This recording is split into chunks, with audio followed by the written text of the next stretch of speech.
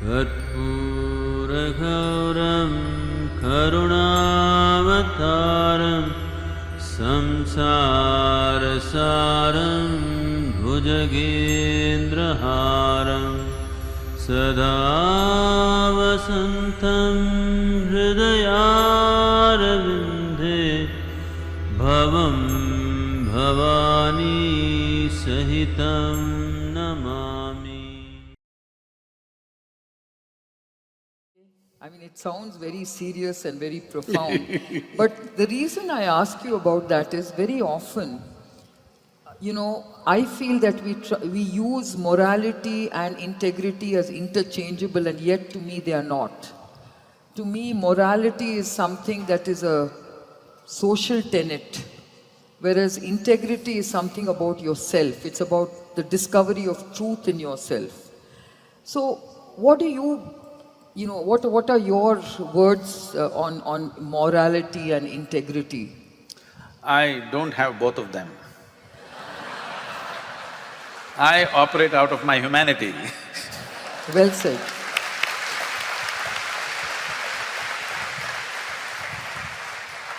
I stand on the platform of my humanity and try to touch my divinity. This is how I live. So are you saying that morality and integrity are something that, You're trying to be human. Yeah. No, but I still want to understand, we all sort of talk about morals and moral dilemmas, and we also talk about integrity. So how does one basically try and understand these two very difficult words to understand? See, morality, people think, is a substitute for humanity. When human beings start behaving like beasts, we will try to impose some morals upon them to make them pretend like humans. With morality, you can correct the external activity of a person. You cannot correct the way he is, isn't it? You may curtail his thing saying that if you do this, they will fry you up there somewhere.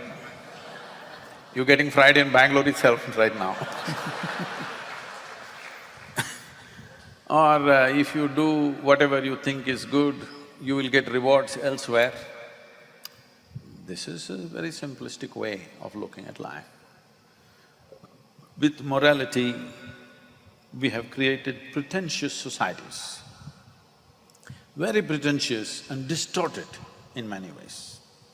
But when there is no law, there is no control, suddenly these very civilized human beings burst out and do the most horrendous things. Humanity means to be human is natural for you. You are a human being. You are not pretending to be one, hello? Are you pretending to be human or are you really human? You're really human. But the problem with being human is this. See, you have never seen a bad tiger, have you? We don't know what is one, yeah. There is no bad tiger. If it hunts more efficiently, kills more efficiently, it's a very good tiger. A tiger or any other creature is incapable of being a bad one. It is also incapable of evolving itself into something else better, because nature has fixed two lines for all these creatures. Within those two lines, they range a little bit, but that's about it. They cannot go below the bottom line, they can't transcend the top line.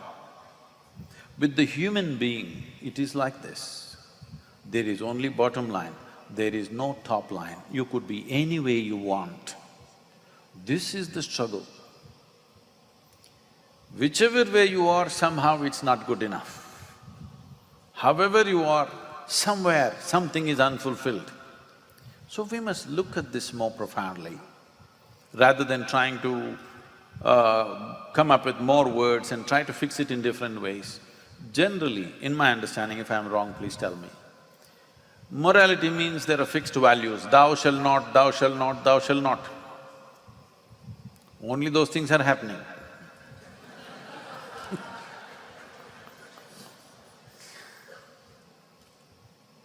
Integrity means people have their own personal ethics, not going by the Bible, not going by some other standard, they've developed their own morality.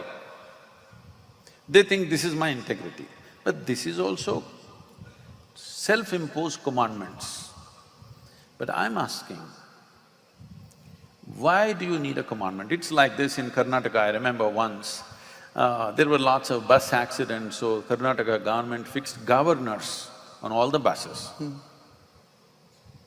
I was traveling by these buses, I would see if it hits like 60 kilometers, suddenly the power drops in the bus, boom, beep, beep, it'll do and boom, it'll drop. I thought this is the dumbest thing to do. Yeah.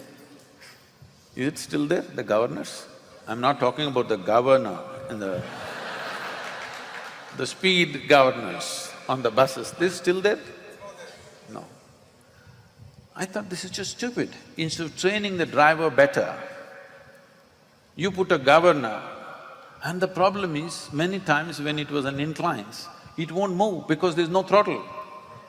So we have to push it along with the throttle, then only it moves. So this is what you are doing to human beings by fixing morals, ethics, values. There is no value needed, no morality needed. What is needed is you must keep your humanity full on every moment of your life. When I say humanity, the uniqueness of this species that we call as human beings is, we can be any way, any moment. We can be worse than any creature on the planet. We can be more venomous than any venomous creature on this planet. At the same time, when we are willing, we can become godlike. Everything is possible right here. Now, when everything is in a range of things are possible within you, what is the aspiration of every human being if they had a choice? If they had a choice, would you want to be in the lowest possibility or the highest possibility? You must tell me, I'm going to bless you right now. Huh? See? Without any tutoring, without any psyching, they say we want to be the highest, it's natural, it's a natural urge to be at the highest possible level. But there are compulsive cycles. There are compulsive cycles because there are many aspects. Now we are entering into your field. There are genetics, there is karmic substance, there are variety of memories within them, which is evolutionary, which is genetic, which is karmic, which is on many different levels. In yoga we say there are 8 types of memories. These 8 types of memories, if you don't remain conscious, these will become compulsive forces of survival. If you do not bring sufficient consciousness to you, the memory that you have within you works like a software. By itself, it will start doing things. It's like today you have a phone, if you do this, if you use a particular word 5 times, next time if you say the first alphabet, it just prints that without asking you. You say, no, that's not what I want to say. But it doesn't matter because you said it 5 times. So there is a memory like this is not against you. This is to make your life easier, so that everything you don't have to think through. Some things are automatic, it's fine. But the most important thing that a human being has to do is to move from compulsive cycles of functioning to conscious ways of functioning. If this one thing happens, if one is operating out of his consciousness, that he does everything, he or she does everything consciously, then you don't need any morality, you don't need any integrity, you will be fine because you will operate out of humanity. When I say humanity, when I said 2 lines, this means for every other creature, nature has drawn a boundary, what they can do, what they cannot do, how they can be, how they cannot be. For a human being, there is no boundary. If you can sit here and be all-inclusive, you're capable of doing this. But right now, not because of biology, not biotechnology, biology, Because you're so badly identified with your own biology, you cannot include anything as yourself. Right now, you know this, both you, Vinita, all these people are working for this in Bangalore city. People take their garbage and put it in the next house because their identity is purely biological. Their world is their family. This we have suffered for a long time, from the time of Dhritarashtra. It's called Dhritarashtra syndrome. From then to now, still it's going on. My son is best. Still we are suffering. Human means this, that something within you has risen in such a way that your body, your physical self will become insignificant. It is not such a significant thing, human body, because your intelligence, your awareness is far bigger than your physical body. If you're still identified too much with your body, then this gender business becomes too big. See, when people are constantly identified, being male or female, what it means is, you're unnecessarily identified with your reproductive organs. That's what it means. If you must identify with some body part, at least choose the brain.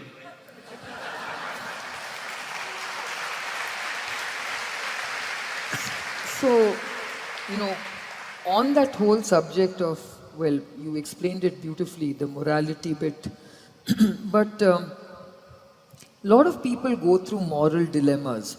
Like you said, you don't do this, you must do that, you have all these commandments. And sometimes I feel certain moral dilemmas are really, really very difficult moral dilemmas. Like for example, you talked about genetics. And if you think about today, young couples who, have pregnancy tests and they find out that the child has a genetic defect. That means they're female? No, what I'm saying is, when they discover that the baby has a genetic defect, then they are at this moral… I'm just trying to lighten the subject. I know, but this is something which is quite a serious moral dilemma which lot of young couples, grapple with. Like for instance, some couples say that, should we bring this child into the world because it will suffer for the rest of its life. Even they feel selfish and say, we will suffer for the rest of our lives bringing this child with this genetic defect into the world. And others feel, no, this is God's wish that this child should be born. Now, obviously there is no right or wrong in this, taking this decision. But a lot of this moral dilemma comes from this feeling that if we do this, it is wrong, if we do that, it is right. And they're going by moral tenets of society.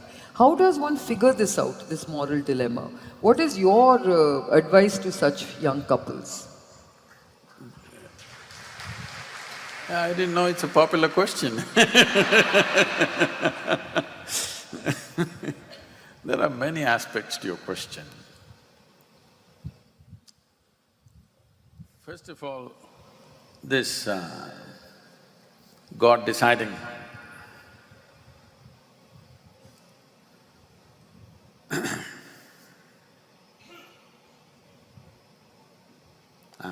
I have a very nasty joke, I'm trying to make it little lighter.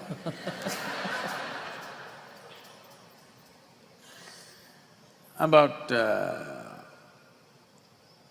God deciding about your child. Those who wish to have children, I want you to at least get this much figured out. It's your desires which make a child, not God. Okay? This much fundamental, you must figure it out.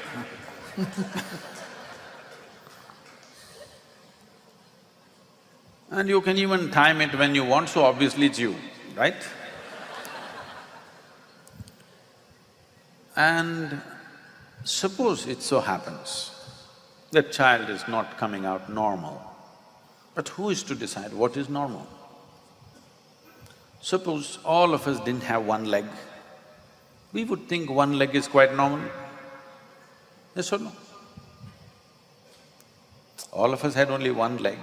Would we not think one leg is quite normal, and suppose one of these ladies had two-legged baby, we would think he's a freak. So, we need to kind of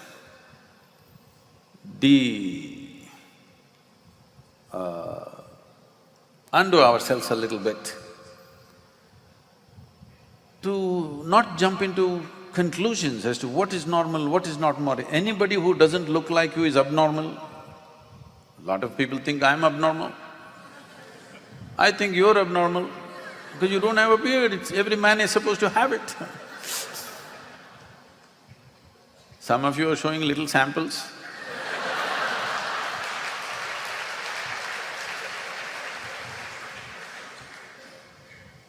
So what is normal, not normal, is a very unnecessary thing to call for.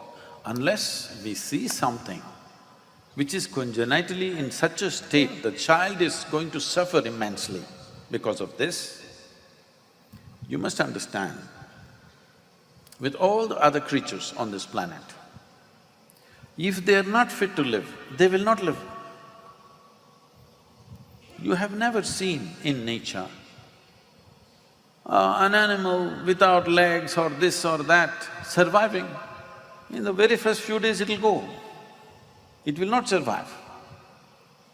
Well, because we are in a more protected atmosphere, we will make our children survive no matter what. But that no matter what also has to be toned down a little bit.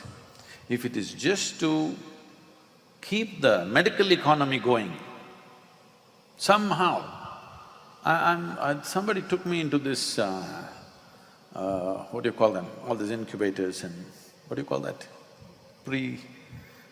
Early born, Yeah, early natal centers, the prenatal and natal… Yeah.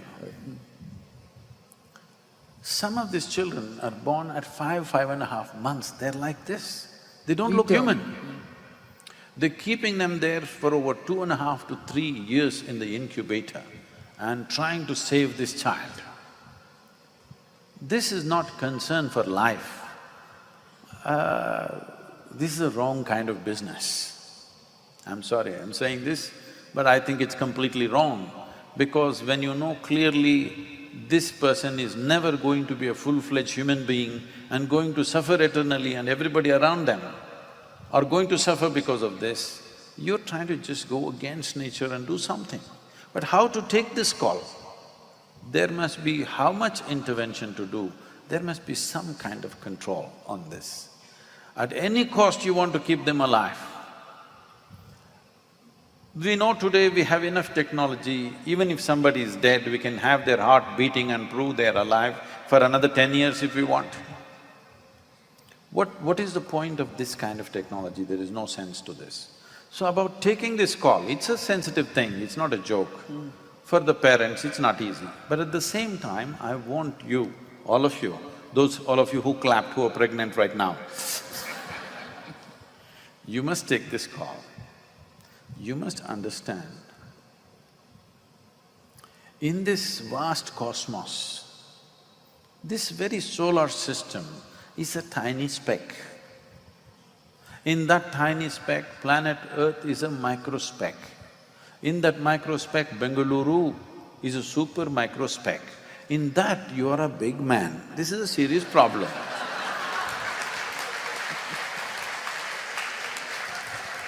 The problem is we think too much of ourselves. See, in the process of generating life, this is all coming because we are heavily identified with our own physical forms. Physical body is a mechanism. Because we have a certain level of thought and emotion and we've invested that entire thought and emotion in our biology, we think this is something too much. This is just a mechanism. If you don't understand this, when you get sick, if you go to the doctor, doctor opens up this, opens up that, whatever you think is impossible, he will do all that to you. Because he is looking at you like how your car mechanic would look at the car. What is working, what is not working, what to replace, Kiran is growing it for you. So, this is just a mechanism. This mechanism, in the manufacturing process itself, sometimes can go wrong.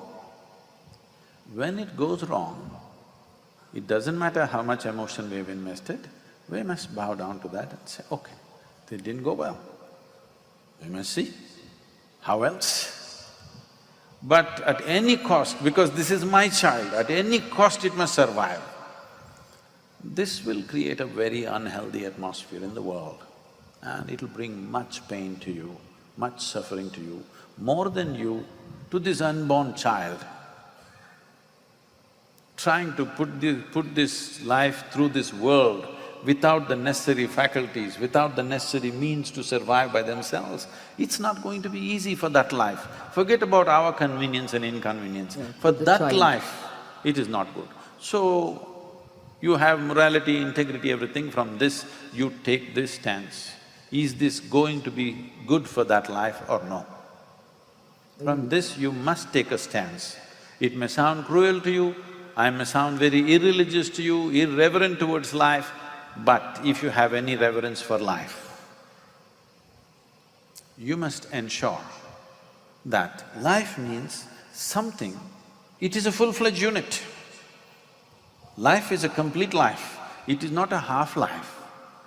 Life means it must be able to stand upon its own strength and make things happen for itself. Maybe not all of us are equally competent, but everyone is competent to live their life. This much competence must be there. This is how nature would be. Because we have created our own ecosystems of cities and medical industries and everything, we can go another 15–20%. Don't stretch it to 100%. Somehow with 10 tubes stuck into my child, I will make him live for 100 years. This is inhuman. This is totally inhuman because this is not good for that life, it's a torture. So, you have to take that call, however hard it is. Is there some morality involved in this? No morality involved in this. It is just a practical sense of how to do life. Is it possible for this child, let's say a child came without a head or half a head or something, is it possible for this child to live even a reasonable life? If not a spectacular life, even a reasonable life, is it possible? This is an educated call you have to take. This should not be about, because it's my child, at any cost, it must survive. You know, Duryodhana was born like this. Do you know this? Duryodhana she delivered just a meatball without a form. Then the story goes like this, they cut it into 100 and odd pieces and put it into some kind of… what are the solutions, you must tell me? Yeah. Some amino acids and proteins and whatever. So each one became one child, and what trouble?